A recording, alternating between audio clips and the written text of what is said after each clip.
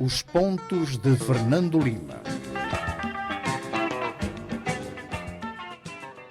Cumprimentamos os nossos telespectadores do Facebook, que nos vê já logo de manhã em direto, e também cumprimentamos os nossos ouvintes da Rádio Savana 100.2. Cá estamos nós para mais um Pontos de Fernando Lima.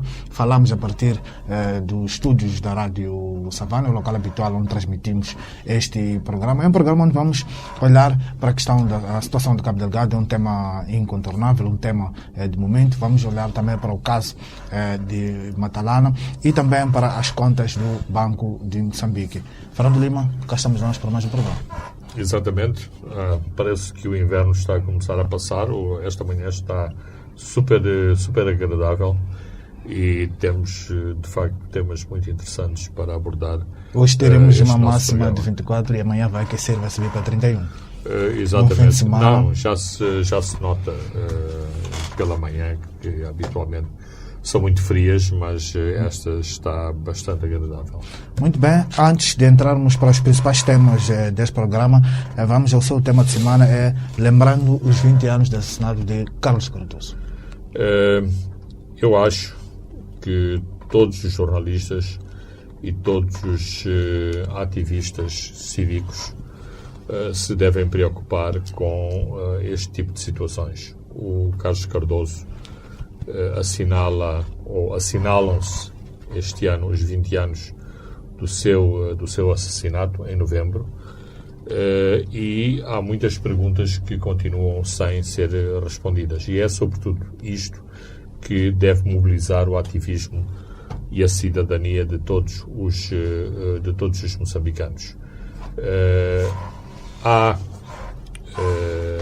pessoas a cumprirem pena de prisão pelo assassinato do Carlos Cardoso, mas não penso que até hoje estejam esclarecidas todas as circunstâncias em que ele foi assassinado, nomeadamente quem foram realmente os mandantes do seu assassinato, o envolvimento eventual do poder político no assassinato de Carlos Cardoso.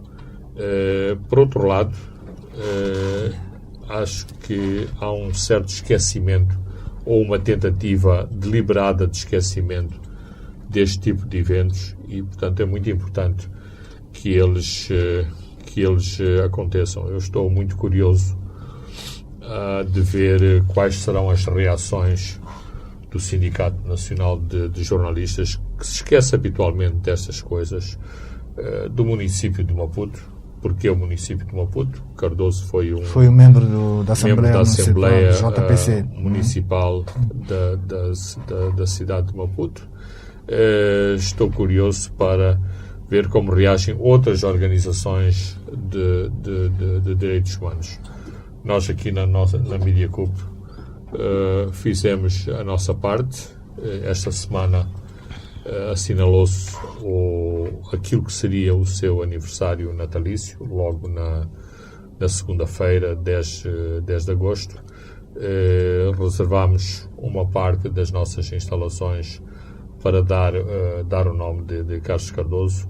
Portanto, espero que aqui na Media Cup não aconteça o fenómeno Gil Sistac e que perdure para sempre a nossa sala editorial com o nome de lembrando o que aconteceu na Faculdade de Direito sobre Gil Sistac. Exatamente, que alguém foi lá tirar a biblioteca Gil Sistac, porque eventualmente quando entrava na biblioteca se sentia incomodado com o nome de Gil Sistac. Espero que todos os jornalistas da Media Cup se sentam orgulhosos por frequentarem a sua redação e a sua redação ter o nome de Carlos Cardoso. Muito bem, Fernando Lima, agora vamos olhar para o nosso primeiro tema, que é a situação de Cabo Delgado, principalmente a Mocímboa da Praia. Está até agora uma situação confusa. As primeiras indicações davam conta de que os agentes atacaram e tomaram a vila na madrugada de quarta-feira, incluindo o porto, de onde montaram a sua base. Mas na tarde de ontem, os ministros do Interior e também da Defesa disseram que os insurgentes não controlam nada, estão infiltrados nas comunidades e comandam as suas operações a partir do instalações de porto, fazem ataques de dentro para fora. Os insurgentes foram muito ativos na sua propaganda nos mídias internacionais. Fernando Lima, foi importante também o aparecimento desses dois ministros, para, concordemos ou não, mas para colocar a sua posição em relação a este assunto. Claro que foi importante, e claro que é importante em cada momento termos uma reação do governo moçambicano. Não é possível o Estado Islâmico acionar a sua máquina de propaganda sobre aquilo que está a acontecer em Cabo Delgado e termos o habitual mutismo das autoridades moçambicanas. De qualquer forma, também houve claramente uma pressão sobre o governo de Moçambique de se posicionar, porque a notícia que o Daesh divulgou foi, de novo, a retomada do Porto Mocimboa da Praia. Qual é a situação, ou qual era a situação de Mocimboa da Praia até a semana passada? A vila estava deserta, a vila sofreu destruições muito grandes nos ataques de junho deste ano, portanto, o segundo grande ataque contra a província, contra a vila de Mocimboa da Praia. Praticamente deixou de haver atividade civil na vila de Mocimboa da Praia, e posteriormente ao ataque do Daesh, do ISIS, as Forças Armadas de Moçambique montaram uma posição dos fuzileiros junto ao porto, e, portanto, a prioridade na defesa da vila era o porto de Mocimboa da Praia. Isto por causa da ligação Pemba-Mocimboa-Funge. Exatamente. Porquê que o porto é importante? Porque na cabotagem, ou na cabotagem recentemente estabelecida, e já antes isto estava a acontecer, há um navio de pequeno porte que faz viagens entre Pemba e Mocimboa da Praia, e depois em Mocimboa da Praia estes carregamentos, sobretudo os carregamentos ligados ao oil and gas, portanto aos projetos de gás em Afungi, são descarregados e são transportados em barcaças para Afungi. Porquê esta alternativa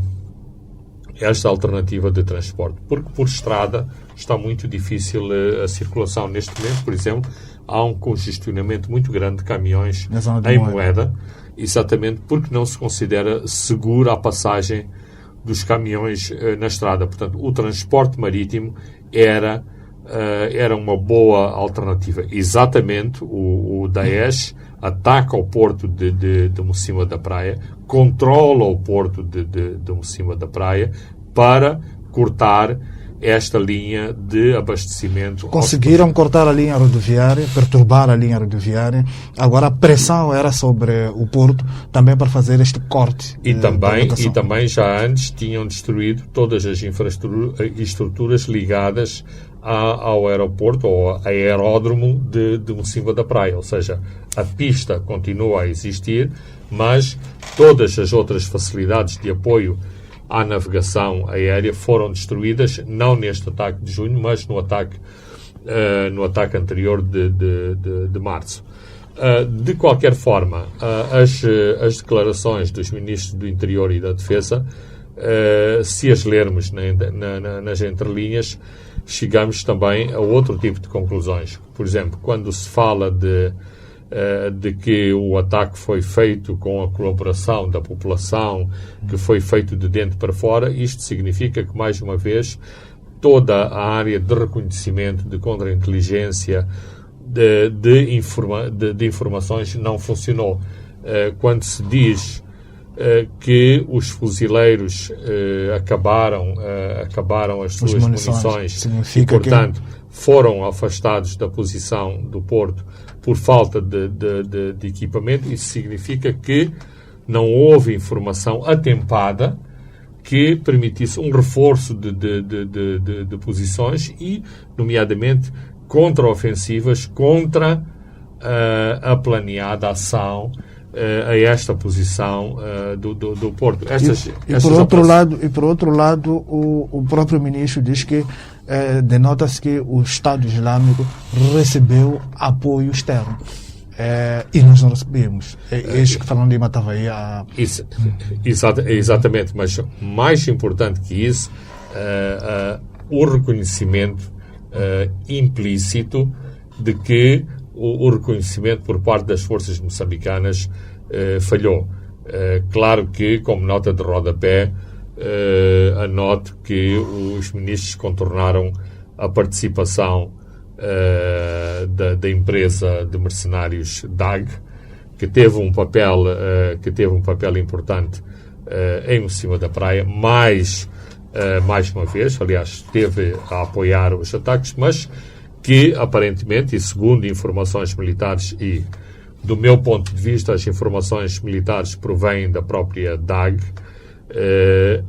há um problema logístico muito complicado em relação à participação dos helicópteros e dos bombardeamentos por ar dos helicópteros da DAG. Se eles não têm bases de apoio em Moeda e em Macomia, fica muito difícil abastecerem-se em Pemba e voltarem para fazerem bombardeamentos em Mocima da Praia. Aparentemente, e segundo relatos militares no terreno, eles têm apenas uma autonomia de 5 minutos sobre a área de Mocima da Praia para depois se tornarem a reabastecer. De qualquer forma, aparentemente, para o Ministro da Defesa de Moçambique não existe DAG, ou seja, não existem os mercenários. Essa questão que lhe foi colocada não foi diretamente respondida. E afasta a possibilidade de pedir apoio externo, sob o argumento de que o Estado moçambicano é forte e suficiente para combater os insurgentes. Ou seja, o apoio que foi pedido é para defender as fronteiras. Da entrada e saída do... Essa é a posição oficial. De qualquer forma, nós sabemos que há ações de bastidores diplomático exatamente para garantir outro tipo de apoios para aquilo que se está a verificar em Cabo Delgado, nomeadamente ao nível da SADC, ao nível de eventuais outros países e ao nível de patrocinadores privados. E vimos também a imprensa internacional, a imprensa sul-africana, a citar fontes internas da defesa da África do Sul, a dizer que as Forças Armadas sul-africanas estão à espera do IS, do governo moçambicano, para entrar, e estavam em exercícios. Exato, mas isso ainda também é uma especulação, digamos que é uma especulação cada vez mais forte, mas de facto há informações contraditórias. Quando eu digo há informações contraditórias, há fontes de muita credibilidade que têm expressado reservas sobre essa participação sul-africana em Cabo Delgado, nomeadamente os meios, a disponibilidade de meios financeiros para fazer esta operação. Ou seja, à partida há disponibilidade de meios materiais e humanos para entrar em Cabo Delgado, porque a África do Sul começa a achar que a ameaça do Daesh em Cabo Delgado é uma ameaça também à África do Sul. Aliás, pensa-se que há células não ativas do Daesh na própria África do Sul, mas a África do Sul gostaria de ver clarificado quem vai pagar a fatura da participação das suas tropas em Cabo Delgado. Ontem vimos o Ministro da Defesa a orientar na conferência de imprensa conjunta, foi o primeiro a falar. Antes não era isso, não era assim, era o Ministro do Interior, e depois isso transmitia a ideia de que a polícia é que está a liderar as operações no terreno por se tratar de uma perturbação da ordem pública. Havia também sinais de tensão entre os militares e a polícia, porque os militares achavam que deviam tomar o comando. O destaque do Ministro da Defesa é um indicativo de que o Exército tomou efetivamente o comando das operações da capital. Bem, para já é uma indicação que ao nível da imagem pública se pretende transmitir uma mensagem diferente, ou seja, que o Ministério do Interior tem um papel menos ativo naquilo que se passa em Cabo Delgado. 2. Nestes últimos combates, nos combates dos últimos 5 dias, a força moçambicana que esteve à frente das confrontações com o Daesh foi uma unidade de fuzileiros. Então, pareceria uma contradição para quem está a par do que se passa em Cabo Delgado, os fuzileiros estarem a defender a posição de Mocima da Praia, e quem aparecia a dar o relato dos acontecimentos seria o Ministro do Interior. Portanto, há questões de natureza estratégica que claramente foram definidas, e por isso aparece com maior relevo o Ministro da Defesa, mas há também questões mais de conjuntura que indicavam que teria mesmo que ser o Ministro da Defesa a dar a cara pelas suas forças, nomeadamente pela participação dos fuzileiros nestes combates de Mocima da Praia.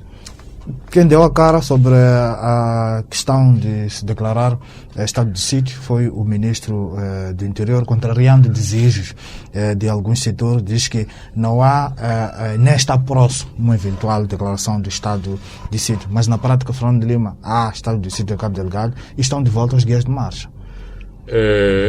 Há de facto estado de sítio, há muito tempo, mas eu devo referenciar que é importante que não haja estado de sítio formalmente, porque isto poderá significar também de forma formal a supressão de muitos dos direitos dos cidadãos. Aliás, os cidadãos, e por isso é que digo que já há uma supressão ou já há uma situação de facto de estado de sítio, os cidadãos não podem circular livremente. Há um relato agora de Macomia, que as pessoas querem sair de Macomia e têm que ter guia de marcha para sair de Macomia. O que quer parecer uma ação muito pouco criativa da parte das autoridades em recriarem as guias de marcha. Sabemos que as guias de marcha foram um dos grandes argumentos da RENAM para dizer que estava a fazer a guerra porque lutava contra as guias de marcha. As guias de marcha. Portanto, parece-me uma muito má ideia de haver guias de marcha. Aliás, agora há autorizações do Ministro do Interior para se sair do país. Portanto, as nossas autoridades, pelos vistos, para as memórias mais tristes da nossa independência, estão sempre bem recordados sobre essas questões, e quando têm necessidade vão recriá-las, nomeadamente se há necessidade ou não. Por exemplo, porque será que o Ministro do Interior tem que autorizar uma pessoa a sair do país? Com a situação internacional que existe, com países muito mais infectados pelo Covid-19 que o nosso, será que alguém tem algum prazer em sair fora de Moçambique sem que tenha uma necessidade imperiosa? E essa necessidade imperiosa de um cidadão sair de Moçambique tem que ser sancionada pelo Ministro do Interior.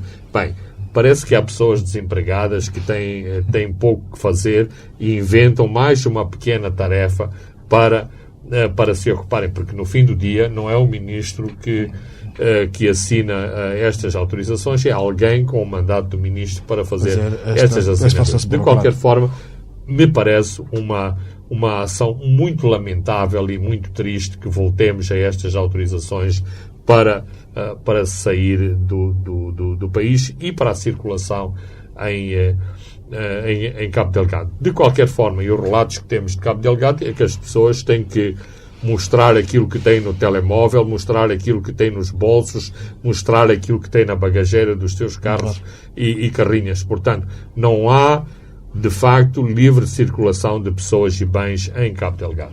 E, voltando um pouco para a questão que havíamos discutido, que tem a ver com a questão de logística, os caminhões que estão barados na zona de Moeda, este ataque, esta pressão sobre o porto de Mocímboa da Praia, e olhando para os projetos de gás e os custos das operações.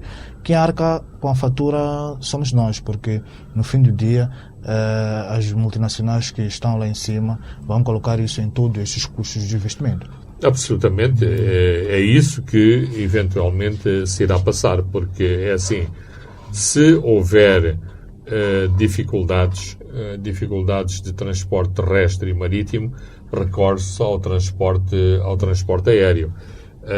A pista de Afungi já dá para determinados aviões aterrarem lá, há helicópteros de carga que podem fazer estes trajetos para alguns materiais essenciais, mas aviões cargueiros poderão facilmente fazer o transporte quer de Pemba, quer de Nacala, quer de Moeda, que tem uma pista muito boa e onde atuavam os aviões a jato da Força Aérea Portuguesa. Portanto, há boas pistas para fazer o abastecimento por via aérea para a Fungi. A pista da Fungi continua a ser aumentada para permitir no próximo ano a aterragem de aviões tipo Boeing 737, passa a publicidade, mas isso significa que aviões C-130, que são aviões cargueiros de grande tonelagem, também poderão aterrar em Afungi. Isto, claro que encarece as operações, mas como se costuma dizer, as petrolíferas nunca ficam perturbadas com os custos destas operações. Por exemplo, quando havia problemas em relação ao apoio de Mocímboa da Praia à operação de Afungi, chegou-se a equacionar a possibilidade do trânsito ser feito por Mtwara, na Tanzânia. Eu tenho conhecimento que foram efetuados vários voos. Ainda há alguns voos especiais, porque os voos especiais nunca foram cancelados em Moçambique, que são feitos exatamente a partir da Tanzânia para se entrar excepcionalmente em Moçambique. Em Moçambique, aonde? Na pista da Afungi, que fica no perímetro de segurança do projeto do Oil and Gas. Hoje o Presidente inicia uma visita a Cabo Delgado, mas vai a Pemba e depois vai a Metuge inaugurar um banco. Claramente vai se confrontar com um drama humanitário ali naquela zona, porque grande parte das pessoas que fogem dos distritos que estão a ser fortemente assoladas descem para Pemba e também vão para a zona de Metuge, para além de ir para alguns distritos de Nampula. É importante que o Governo, via Presidente, percebam esta situação. Aliás, o Primeiro-Ministro, não é nada que o Governo não saiba, o Primeiro-Ministro também esteve nesta zona. O Presidente habitualmente viaja com jornalistas. Aliás, devo notar que está a haver restrições nas viagens dos jornalistas. Sabemos que das limitações em termos de liberdade de imprensa no que toca à televisão de Moçambique, ao Notícias e à TVM, portanto, há restrições. Neste caso, significa que estamos a enfrentar uma situação de limitações de liberdade de imprensa ao nível da cobertura das ações do Presidente da República. Aliás, ontem circulou um comunicado oficial a dizer exatamente que a cobertura da viagem presidencial só estava aberta para o Instituto da Comunicação Social, a televisão de Moçambique, a Rádio Moçambique e o Notícias. O que também abre um questionamento para se saber se o Notícias é privado ou é público e, portanto, faz parte, quer dizer, Na prática, todos sabemos, isso é a dizer que o Notícias é privado. Faz parte da máquina da propaganda do governo de Moçambique. Mas este tipo de comunicados são interessantes porque mostram, na prática, aquilo que desesperadamente os responsáveis do Notícias tentam demonstrar que não são estatais e, portanto, que é por um mero acaso que recebem toda aquela propaganda e toda aquela publicidade das instituições governamentais moçambicanas em situação de concorrência desleal com o resto da imprensa moçambicana. Muito bem, Fernando Leão, vamos a um outro tema que é o caso Matalana, que está a causar uma grande indignação, com várias organizações a exigir uma ação muito forte, uma mão dura do Estado. Fernando Leão, até que ponto este caso Matalana, é a ponta de um longo iceberg social de situações que acontecem nas escolas, nas progressões no aparelho do Estado, nas Forças Armadas e até em partidos políticos? Bem, o despoltar do assunto de Matalane, para além de ser um evento muito, muito triste e doloroso, ele reflete aquilo que se passa em todo o território nacional, para não dizer na maioria esmagadora dos países africanos.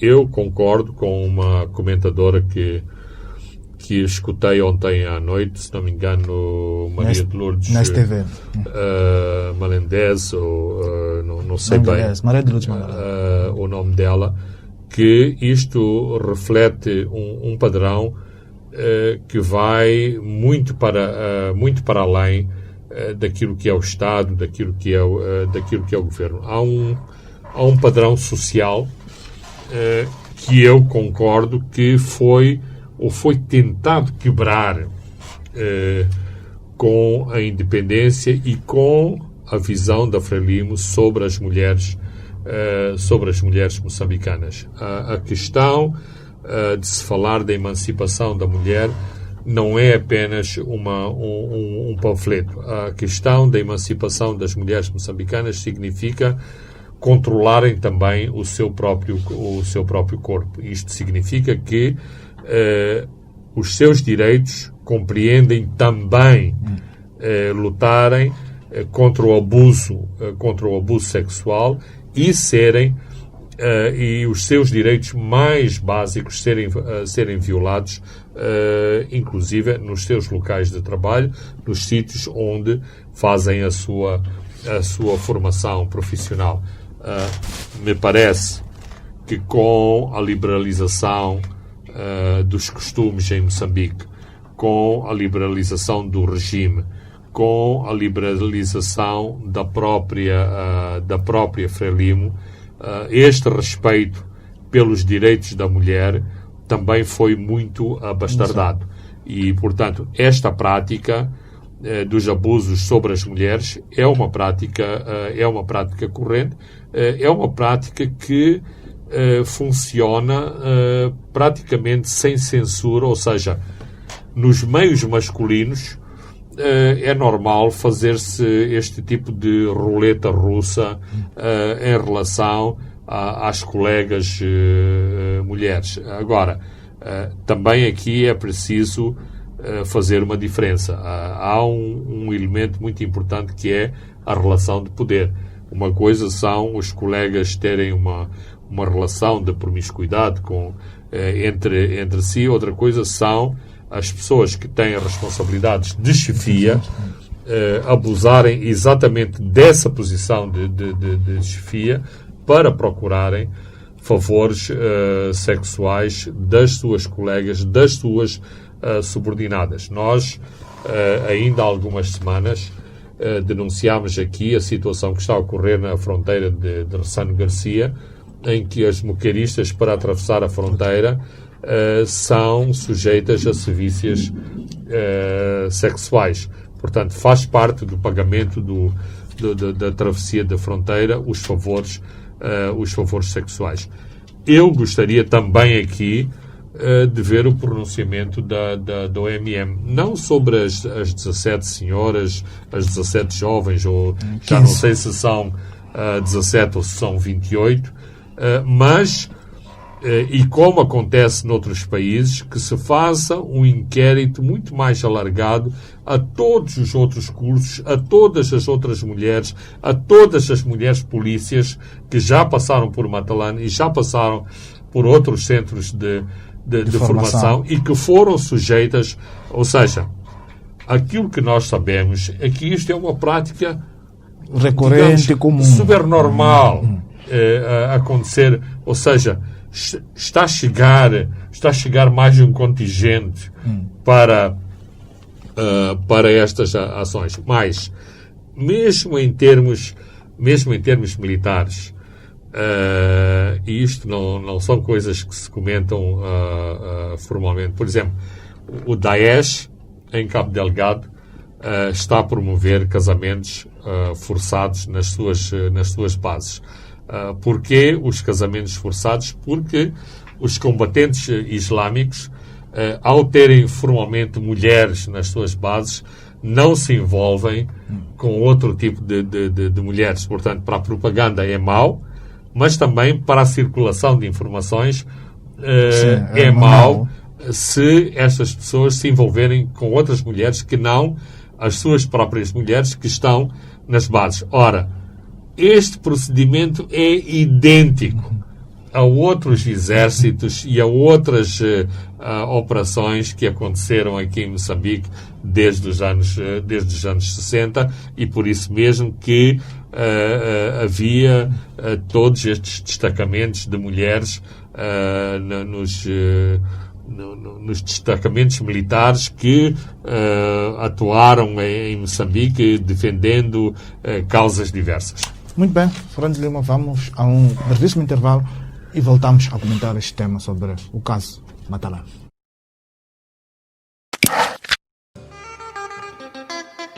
Os pontos de Fernando Lima.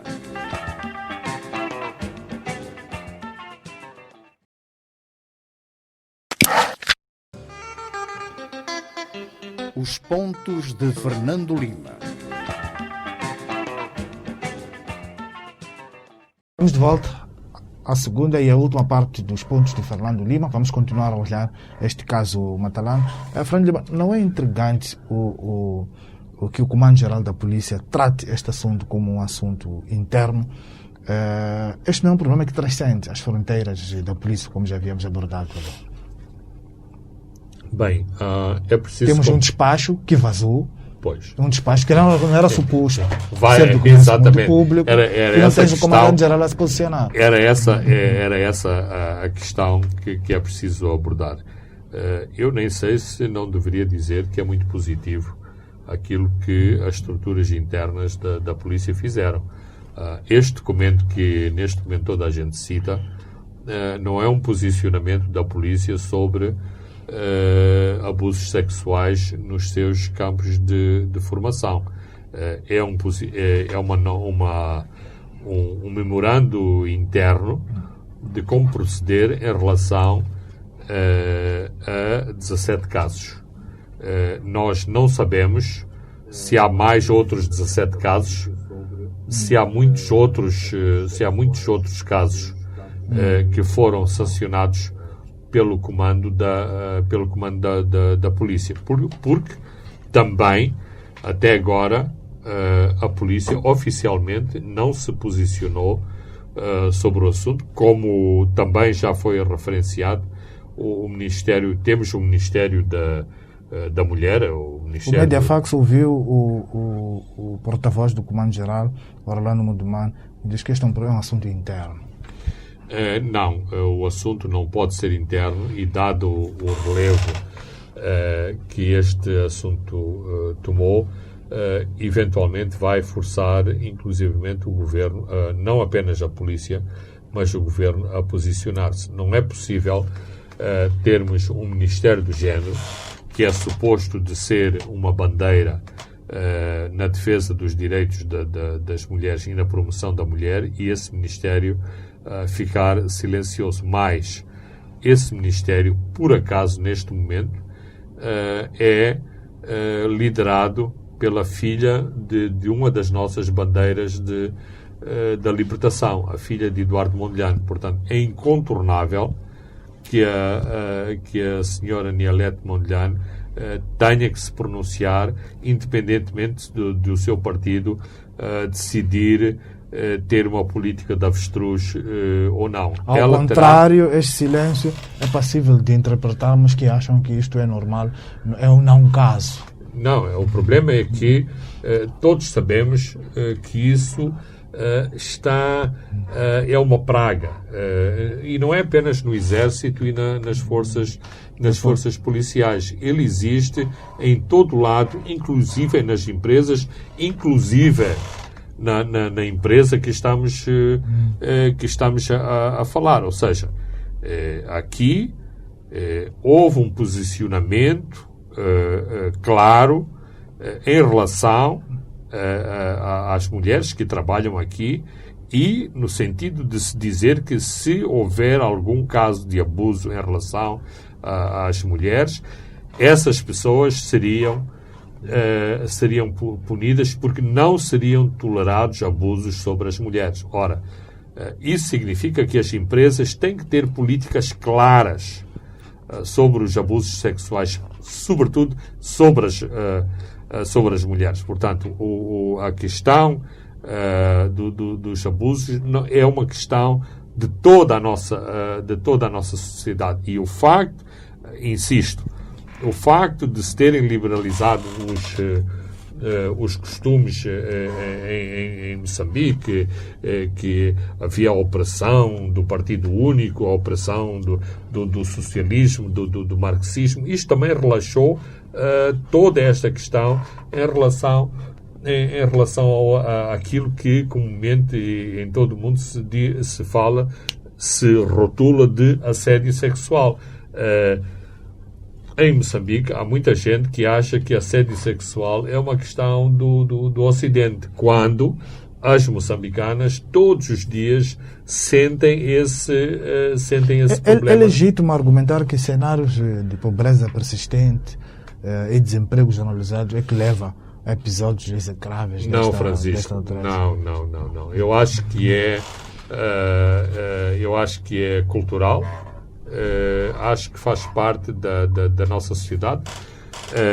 Há zonas de Moçambique, em termos culturais, que este assunto é mais pertinente que outras, que exatamente reflete a forma como os nossos diferentes matizes culturais olham para esta questão da mulher. Há situações em Moçambique, se dissermos mas isso é assédio sexual. O que é isso de assédio sexual? A questão do tio deitar com a sobrinha, do homem deitar com a enteada, são práticas. Só agora, porque há a televisão, porque estes meios são muito mais agressivos, porque também os hábitos se alteraram e começa a haver, felizmente, uma censura social em relação a estas coisas, a que começou a ser crime a questão das violações, por exemplo, que há nas famílias. Aí sim, o fenómeno da pobreza é muito importante. Quer dizer, uma família de 10 viverem todos no mesmo espaço, isto propicia que as crianças, sobretudo as adolescentes, passem por situações de violação e de abuso sexual. Mas, felizmente, que estas situações são cada vez mais mediatizadas e, ao serem mediatizadas, chama a atenção em relação aos comportamentos, ou seja, um adulto, hoje, sobretudo nos centros urbanos, não pode dizer e não pode ignorar que é passível de censura social, para não dizer censura, ação legal, o facto de manter relações com a sobrinha, com o menor na sua família. Portanto, isto faz parte de todo o mesmo cenário de abuso das mulheres. A literatura a literatura colonial está cheia e isto faz parte dos mitos africanos, de que o visitante que chegava à aldeia, quando ia dormir à noite, também tinha um presente sexual. Quer dizer, será que no século XIX isto seria assédio sexual? Claro que não era assédio sexual, mas até a literatura contempla estes aspectos, mas os hábitos mudam, a percepção das pessoas muda, e a nossa Constituição diz que as mulheres e os homens têm os mesmos direitos. Portanto, as mulheres não podem ser abusadas nos seus locais de trabalho e nos seus centros de formação. Muito bem, Fernando, é um tema que vamos continuar a seguir, comentar aqui neste programa, mas agora vamos olhar para os resultados do Banco de Moçambique e toda a controvérsia à volta disto, depois da KPMG ter considerado que as demonstrações financeiras consolidadas do Banco de Moçambique referente a 2017 não estiveram conforme. Agora foi a vez da PwC a emitir também uma opinião adversa em torno deste desempenho do regulador. Está em causa o facto do Banco de Moçambique não ter consolidado as demonstrações financeiras da Coanha, que é o fundo de pensões deste Banco de Moçambique, que foi usado para resgatar o Mozabanco. Não está fácil a administração de Rogério Zandamela, Fernando? Não está fácil, porque o Rogério Zandamela pôs uma fasquia muito alta à sua atuação, nomeadamente enquanto regulador, enquanto órgão disciplinador de toda a atividade financeira em Moçambique. Logo, ao estabelecer esta fasquia muito alta, é normal que também os juízos de valor da sociedade e dos seus parceiros, nomeadamente da banca comercial, também sejam muito elevados em relação à própria atuação do Banco de Moçambique. Ora, quando temos bancos a serem penalizados porque não apresentam os seus relatórios a tempo e horas, quando temos um verdadeiro pavor na banca comercial, que os prazos têm que ser cumpridos em relação à publicitação de relatórios de contas, brada aos céus que o banco regulador se esqueça de publicar as suas contas. Mas fica ainda mais embaraçoso que, quando o motivo aparente porque não se publicam as contas, é porque o Banco Central,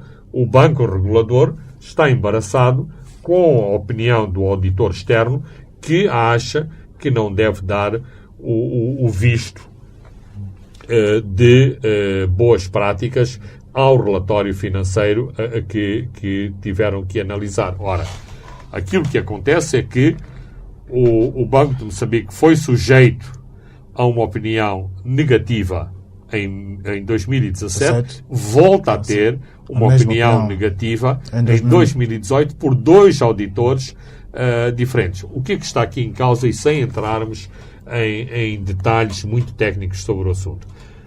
Um braço do Banco de Moçambique, o seu fundo de pensões, ou a empresa que tem a responsabilidade de administrar o fundo de pensões, foi acionada para participar na reestruturação do Moza, ou seja, para auxiliar financeiramente o Mozabanco. Ora, quando há essas operações, aquilo que estamos a dizer, portanto, a consolidação, é preciso consolidar a situação da Coanha. Significa que a situação de prejuízo nos últimos 3 exercícios financeiros do Mozabanco, em que participa a Coanha, tem que se refletir também nas contas da Coanha e, por sua vez, se refletem nas contas Mas o Banco de Moçambique aí, neste ponto, contra-argumenta. Diz que não consolidou porque a Coanha não é subsidiária do Banco de Moçambique, é uma entidade pública. E está enquadrada no setor das atividades do Instituto de Supervisão de Seguros de Moçambique. E é sujeita a auditorias independentes. Mas é que, se o Banco de Moçambique consolidasse a Coanha, teria prejuízos. Mas ao não consolidar a Coanha, tem lucros. Exatamente. Por isso mesmo que é importante referenciar a relação umbilical da Coanha com o próprio Banco de Moçambique. Mas, apesar de se argumentar que é um mero formalismo o facto de o presidente, do governador do banco ser também o presidente PCA da Coanha, isto levanta problemas. Mas a questão é que a Pricewaterhouse e a KPMG, que são as duas auditoras, não podem emitir estes pareceres de não compliance, ou seja, de não configuração com as regras de boas práticas internacionais, porque o auditor achou que devia ser assim. Não. Há regras internacionais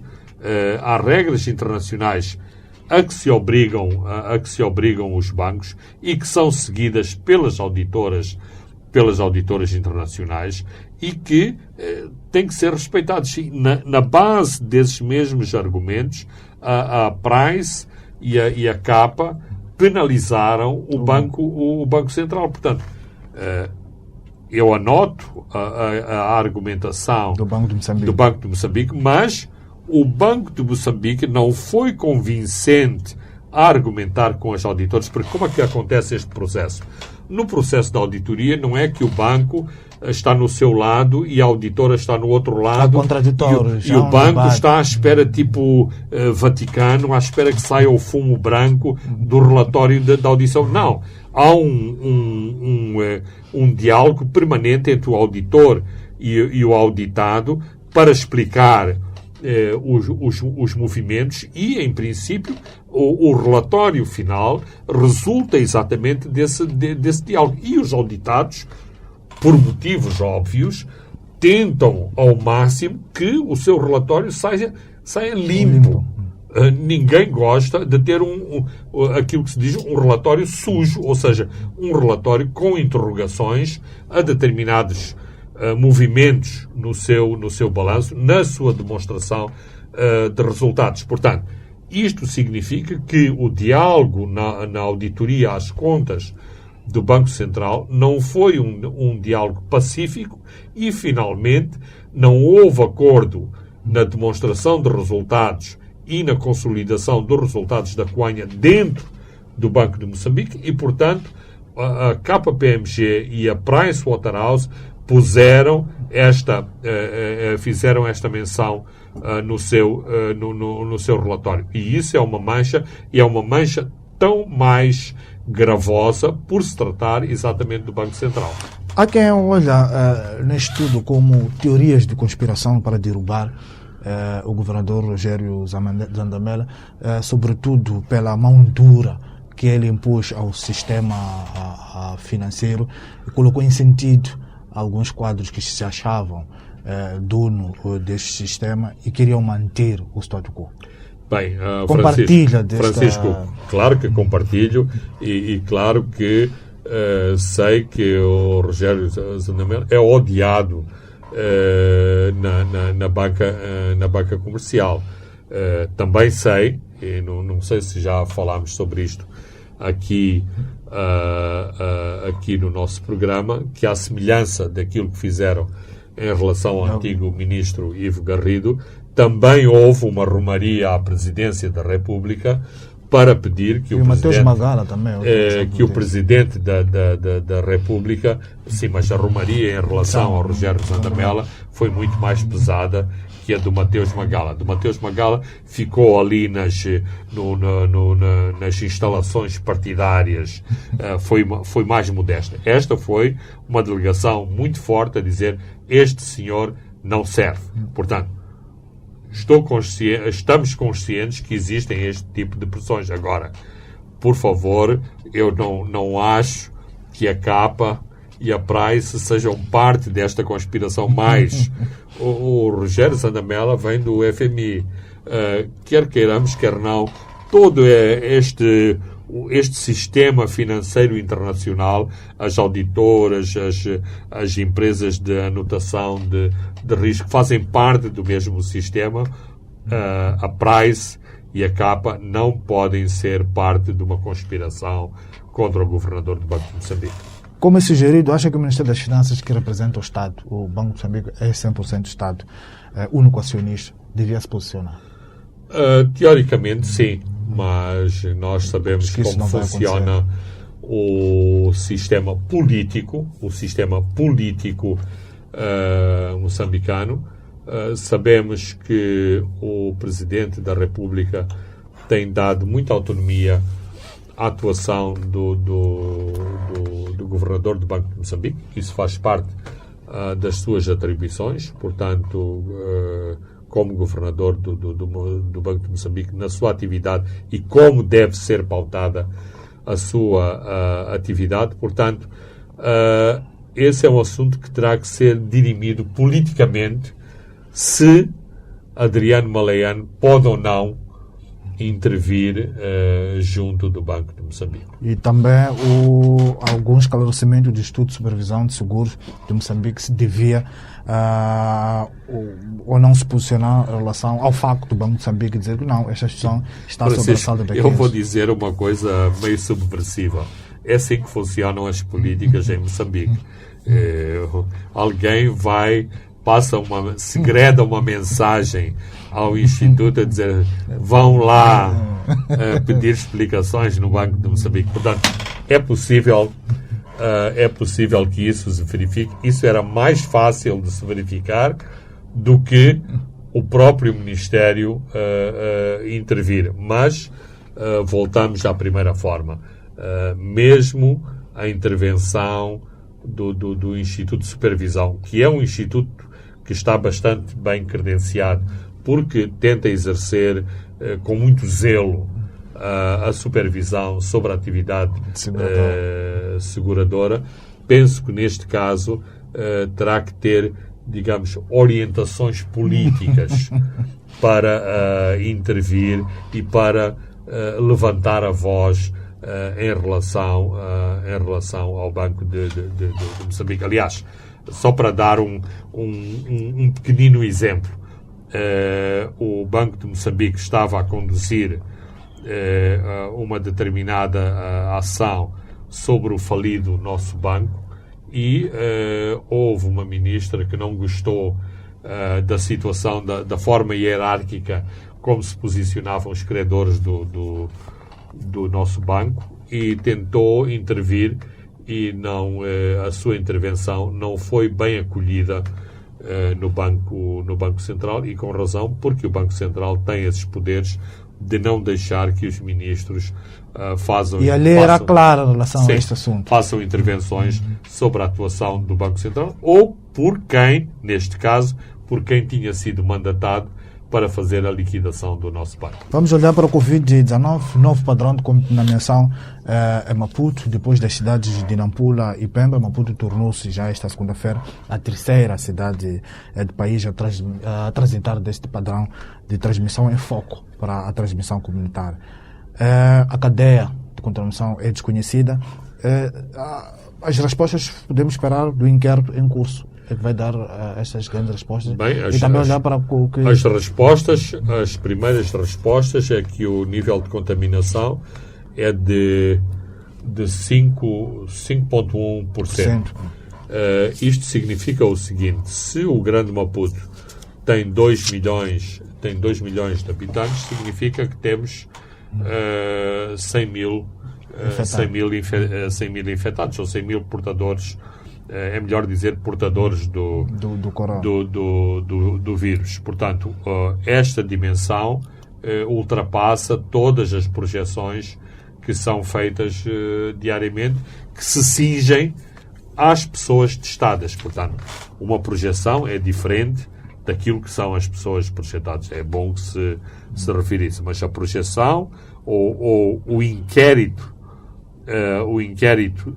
epidemiológico demonstra que há 100 mil pessoas. Portanto, isto significa significa o quê? Que em 100 mil pessoas temos 5 mil infectados. Podemos extrapolar mais em cada 10 grupo de 100 mil. mil tem 5 mil, 10 mil Temos 50, portanto, significa que quando estamos, isto para tentar simplificar as coisas, quando estamos a andar na rua, estamos a cruzar-nos com uma pessoa que é portadora do vírus. E se os níveis aumentarem mais, podemos, assim como fazemos em relação ao HIV, nós, no universo, por exemplo, de uma empresa de 50, com aquelas estatísticas, nós dizemos, apesar de não sabermos, teoricamente, temos aqui 5. na nossa empresa, temos 2, temos 3. Temos 3 infectados. Em relação ao coronavírus, se o nível das infecções disparar mais, e tudo indica que vai disparar, os nossos telespectadores não podem ver o estúdio, mas estamos todos de máscara. Mas se sairmos fora do estúdio, são mais as pessoas que estão sem máscara do que aquelas que usam a máscara. Portanto, até este simples protocolo de nos protegermos com a máscara não é respeitado. Ora, isso, não sendo a única causa, também encoraja muito a propagação do corona, e o facto de o corona ser hoje um fenómeno de transmissão comunitária e não um fenómeno focalizado.